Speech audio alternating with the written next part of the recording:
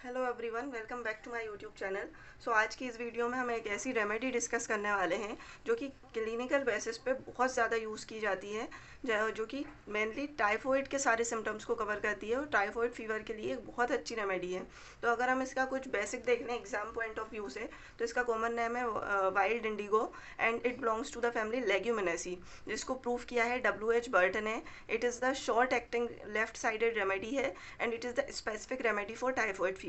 तो अब इसके बारे में अलग अलग ऑथर्स ने अपने जो हैं वो दिए हैं, अपने जो थॉट्स हैं वो एक्सप्रेस किए हैं उनके एक्सपीरियंस के बेसिस पे, कि उनके एक्सपीरियंस से ये जो रेमेडी है वो कितना वर्क करती है, कैसे वर्क करती है। तो अगर हम देखें तो पीसी पोल ने इसके बारे में बोला है that more than 60% of early cases of typhoid point towards baptisia, कि 60% से ज़्यादा जो टाइफॉइड के केसेस रहते हैं वो हमें बैप्टीशिया की तरफ लेकर जाते हैं। उनके सिम्टम्स जो हैं वो बैप्टीशिया से मैच होते हैं and baptisia can cure more than 60% cases of the typhoid fever. अब डॉक्टर बर्नेट ने कहा है कि it is the king of all remedies of typhoid, कि टाइफॉइड के लिए जितनी भी रेमेडीज़ हमारी होम्योपैथिक मटेरिया मेडिका में हैं उन सब की किंग है baptisia and it can supplant in first stage, के फर्स्ट स्टेज ऑफ टाइफॉइड रहती है उसमें हम इसे दे सकते हैं। कोई और रेमेडी जो है वो इसके कॉम्पिटिशन में नहीं है फर्स्ट स्टेज ऑफ टाइफॉइड के केस में। It can also be use as the preventive of typhoid, typhoid के प्रिवेंशन के लिए हम यूज़ कर सकते हैं एज अ प्रिवेंटिव। तो अगर हम किसी पेशेंट को पहले से ही सिंगल डोज ऑफ बैप्टीशिया दे दें तो बहुत रेयर चांसेस हैं कि उस पेशेंट में जो है टाइफॉइड फीवर डेवलप हो। In low potency it produces antibodies against typhoid bacilli. अगर हम इसको लो पोटेंसी में दे देते हैं तो ये क्या करेगी, फिजियोलॉजिकल बेसिस पर वर्क करेगी एंड उस पेशेंट के अंदर, मतलब उस इंडिविजुअल के अंदर, अभी तो वो पेशेंट नहीं है, एंटीबॉडीज़ डेवलप कर देती है टाइफॉइड बैसिलाई के लिए। अब अगर वो पेशेंट एक्सपोजर में आता है टाइफॉइड बैसिलाई के लिए तो उसकी बॉडी क्या है, रेजिस्ट करेगी उससे, बिकॉज उसकी बॉडी में जो है ऑलरेडी एंटीबॉडीज़ प्रेजेंट है। डॉक्टर बेल ने इसके बारे में क्या बोला है that it is used in dysentery of typhoid types, कि टाइफॉइड फीवर है किसी को और उसे डिसेंट्री हो रही है और वो टाइफॉइड से रिलेटेड है तो उसमें भी बैप्टीशिया का बहुत अच्छा रोल है। अब इसका sphere of action and pathogenesis को अगर हम डिस्कस करें तो इसका स्फीयर ऑफ एक्शन क्या है, it acts on blood, mind, nerves, mucous membrane of digestive tract and it is mainly the left sided of remedy. तो left sided of the body पे इसका स्फीयर ऑफ एक्शन है। ये क्या करती है, disorganize and decomposes the blood and therefore tends to प्यूट्रीसेंस।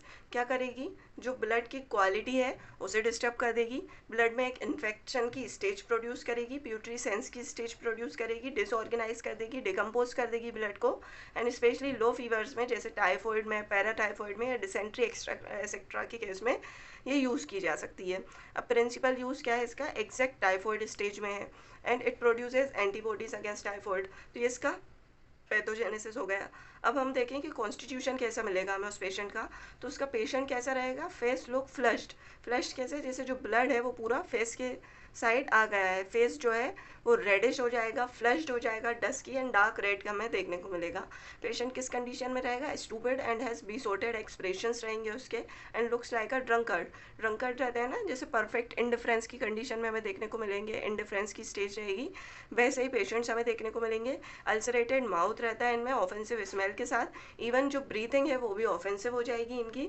इनमें temperament जो है लिम्फेटिक टेम्परामेंट हमें देखने को मिलेगा पेशेंट्स में। लिम्फ नोड्स जो है इनकी स्वेलन रहेंगी, स्पेशली कौन सी लिम्फ नोड्स अफेक्टेड होंगी, मिसेंट्रिक लिम्फ नोड्स जो रहती हैं which are related to digestive tract, जो एब्डोमन में है, तो वो मिसेंट्रिक लिम्फ नोड्स जो है अफेक्ट करती है बैप्टीशिया।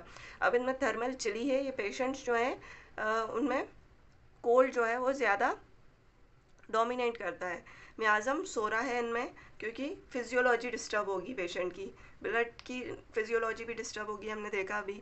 तो ये सोरा को जो है कवर करती है। अब हम इसके गाइडिंग सिम्टम्स को डिस्कस करेंगे।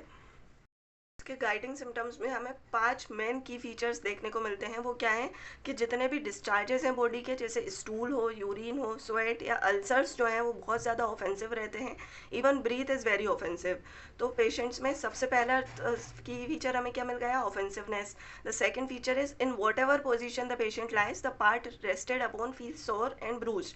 ये सेम फीचर हमें देखने को मिलता है अन्यका में, कि पेशेंट्स जहाँ पे भी लाई डाउन करता है उसे सोर एंड ब्रूस्ड फीलिंग देखने को मिलती है पेशेंट पॉइंट को, कि टच करने पर पेन होगा। एंड एक बहुत पेक्यूलियर फीचर है जो कि हमें सिर्फ बैप्टिशिया के पेशेंट में देखने को मिलता है, कि patient is unable to sleep as he thinks his head and body are scattered around the bed. उसे लगता है कि उसकी बॉडी जो है डिफरेंट फ्रेगमेंट्स में डिवाइड हो चुकी है, और वो क्यों लगता है कि वो ठीक से अपनी बॉडी को कवर नहीं कर पाता। एक्चुअली पेशेंट है, तो जब वो ब्लैंकेट से अपनी होल बॉडी को कवर नहीं कर पाएगा, तो उसमें ये फीलिंग आएगी कि उसकी बॉडी जो है वो स्कैटर्ड हो चुकी है डिफरेंट पार्ट्स में। तो ये फीलिंग हमें देखने को मिलेगी। So he dozes about to get the pieces together, है ना। And patient falls asleep even before he can answer a question. ये मेंटल फीचर में भी हमें देखने को मिलेगा कि और यहीं पे अगर हम इसको रिलेट करें अन्य से, तो उसमें क्या होता है कि पेशेंट से हम जब आंसर क्वेश्चन करते हैं, उसमें भी कन्फ्यूजन की स्टेट में रहता है, अनकॉन्शियसनेस की स्टेज में रहता है।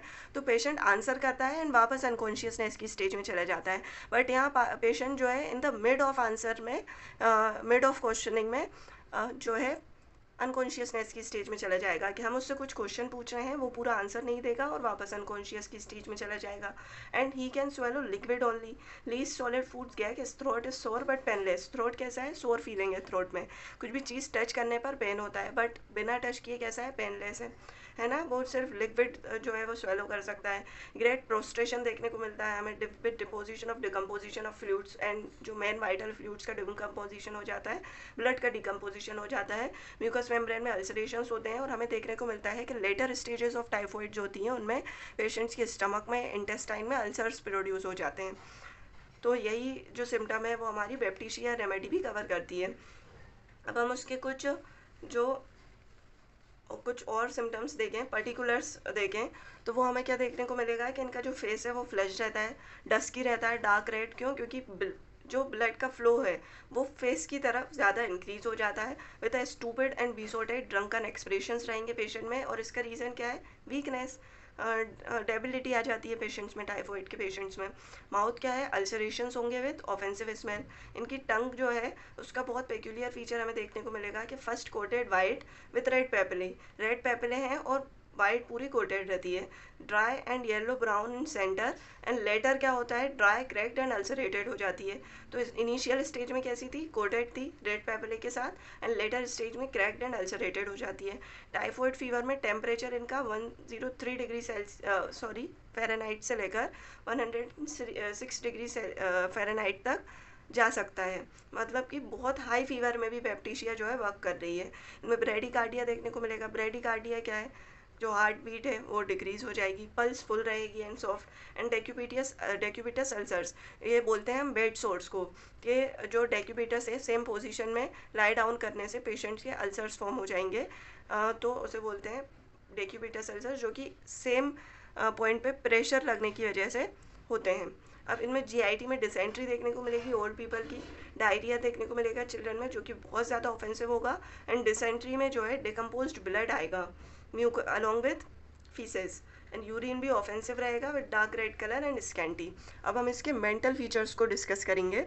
इसके माइंड में हमें देखने को क्या मिलता है? परफेक्ट इंडिफरेंस की स्टेज देखने को मिलती है, कि पेशेंट इतना ज़्यादा इंडिफरेंस की स्टेज में जा चुका है that he is unable to think, incapability of thinking है अबाउट एनीथिंग, स्टूपिड स्टेज में जा चुका है, inability of fixing his mind of work, एक काम में दिल नहीं लग रहा है उसका, एवर्जन है मेंटल लेबर से। क्यों? क्योंकि उसमें वीकनेस इतनी ज़्यादा आ चुकी है, द पेशेंट इज़ मतलब बिल्कुल डेबिलिटी की स्टेज में जा चुका है ना।